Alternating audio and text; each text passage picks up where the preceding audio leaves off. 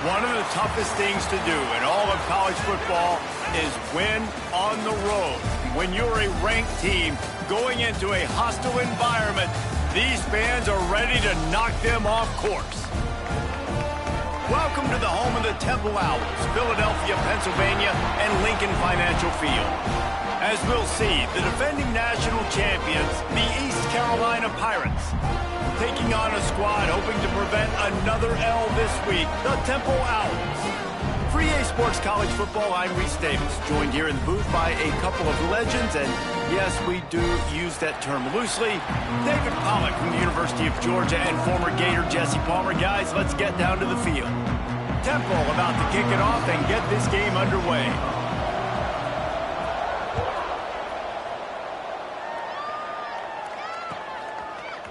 And he's going to bring this one out.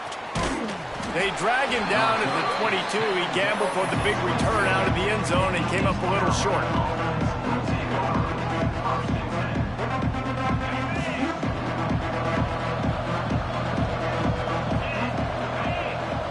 Gets the back moving. Now on the option. Now the pitch. Got room to work. Breaks into the open. Past the 50. Inside the 30. He's at the 10. Touchdown, Pirates. How about this back staying on track and getting it in on the option? And these offensive coordinators tell you they want to start fast and they want to establish the run game. That is exactly what you did. First drive, you hand the football off, making the big explosive run, setting the tone for this football game. Carolina, 7, Temple, 0. And he'll just take a knee, and this drive will start at the 25.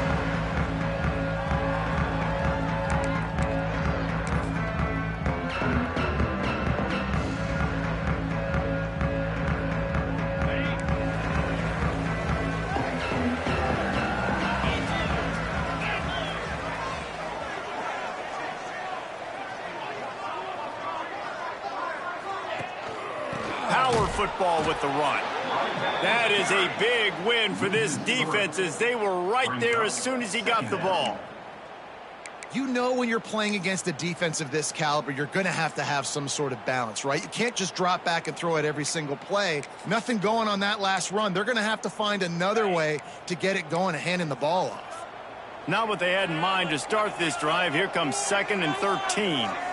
Looking for a man. It's done. Snagged out of the air. Ripping off a pretty good chunk of yardage. They've got it out to the 41 with a first down. Well, when you're running the drag route against man coverage like that, as a quarterback, you got to put the ball out in front of your target. And when you do that, you give the guy a chance to then advance the football up the field, pick up a first down like they did right there. The offense lines up at the 41 with a 1st and 10.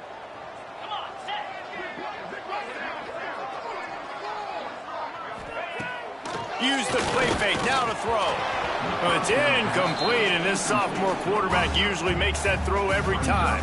Guys, let's think for just a moment about Temple. Recruiting starting to pick up a little bit for them, Jesse. I'm sure you saw they got a 3-star quarterback last week, and for a program like this, that can be a great building block.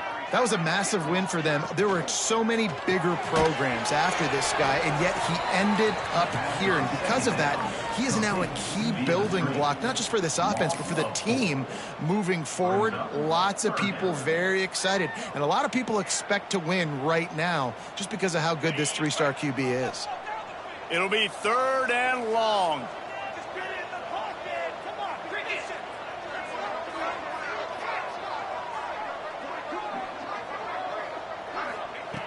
Wants to throw again. Looking to the big tight end. Fires into traffic. Intercepted. Man, it's really nice as a defense to force 3rd and long, where you can bring in the nickel, Jesse, and you can play zone coverage with those zone eyes on the quarterback. Yeah, as a quarterback, too, you got to know with that extra DB out there, your timing better be good and you better be accurate, because if you're not, they've got ball hawks on the back end, and that errant throw gets picked. East Carolina sending the offense back to work.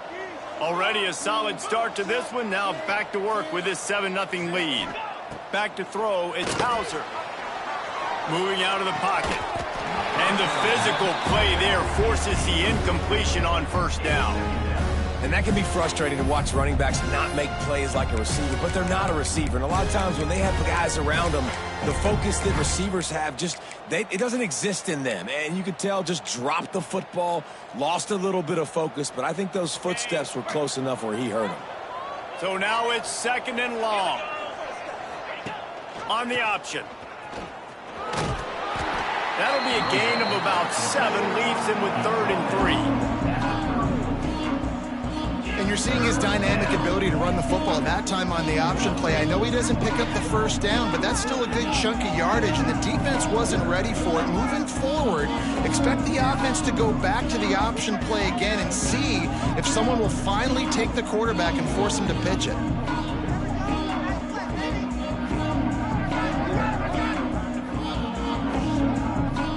The offense will have to use its first timeout of the half.